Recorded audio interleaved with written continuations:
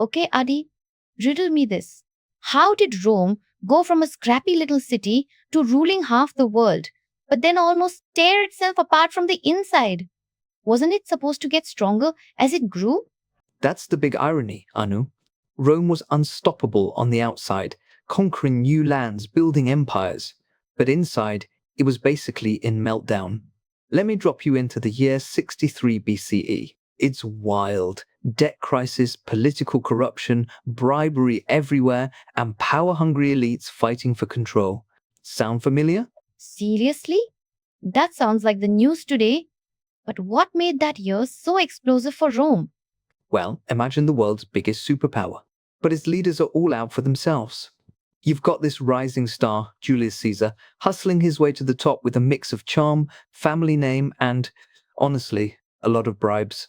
At the same time, Pompey, Rome's rock star general, has just come back from defeating pirates and kings in the east. And suddenly, he's the richest, most powerful guy in Rome. Wait, pirates? Like actual pirates? Oh yeah, not the Hollywood type, but whole pirate communities. Pompey gets handed this insane amount of power, 500 ships, 105,000 troops, to wipe them out.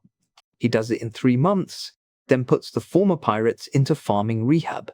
Suddenly, coastal regions are booming again. It's a massive win. But it freaks out the politicians back home.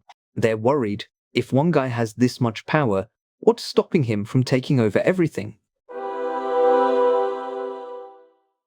So Pompey's basically a hero? And a threat? Did he want to be king or something? Not officially, but everyone's suspicious. Rome hated kings ever since they kicked out their last one, Tarquin the Proud, centuries earlier. They were obsessed with being a republic, the public thing, not a dictatorship. But the more the empire expanded, the harder it was to keep that idea alive. Is that why everyone was so paranoid and ruthless? Like Cicero's guide to electioneering basically calls Rome a cesspool of backstabbing. Cicero was a new man, no old family wealth or connections, just ambition and brains. But to win Rome's top job, he had to campaign in person, schmooze every voter who could make it to the city, and dodge constant betrayal. The whole system was built for a city-state, not a sprawling empire. As Rome grew, its politics got more corrupt and brutal. So all this power and territory just made things worse at home? That's the pattern. Rome's victories brought in wealth, slaves, and land, but also envy, resentment, and these mega-rich elites who could bend the rules. The Republic's old checks and balances couldn't keep up. Think of it like a company that explodes in size overnight. Suddenly, the original management style just can't handle it. And while all this is happening, Rome's meddling in the east too, right? Like, what's up with Pompey in Judea and Syria? Right. So after dealing with pirates, Pompey marches through modern-day Turkey, Syria, Israel. He breaks up kingdoms, installs client rulers, and creates a ring of provinces, all to keep the peace and bring in cash for Rome. But in the process, he stirs up old rivalries, like the civil war in Judea between Aristobulus and Hyrcanus. Pompey sides with one, besieges Jerusalem, desecrates the temple. Huge fallout that echoes for centuries. That's wild. And you're saying this connects to today's issues in the Middle East? For sure. The borders, client states, and power struggles Pompey set up are like the ancestors of modern problems in the region. The way Rome tried to manage diversity, religion, and local elites. Honestly, it's not that different from how big powers get tangled up in the Middle East now. So, let me get this straight. Rome is expanding everywhere, but at home, its politics are in chaos, and the way it runs its new territories is setting up future conflicts? That's it. The more Rome conquered, the more unstable it got inside. The Republic was supposed to be for the people, but deals, bribes, and private ambition kept pulling it apart. And the ways they controlled new provinces, installing friendly rulers, drawing new borders, policing with massive armies, those same strategies and their consequences still show up in international politics today. It's kind of scary how much this sounds like now.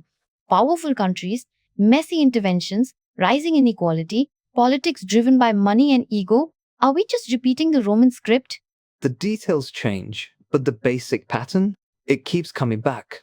When a society grows fast and gains huge power abroad, it's easy to lose focus on how to hold things together at home.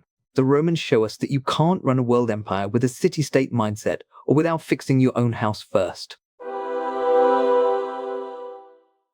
So, the lesson is external success can actually make you weaker if you're not careful inside. Exactly. Rome's story warns us you can conquer the world, but if your politics rot from within, the whole thing can collapse. And the choices they made in the East, we're still living with the fallout.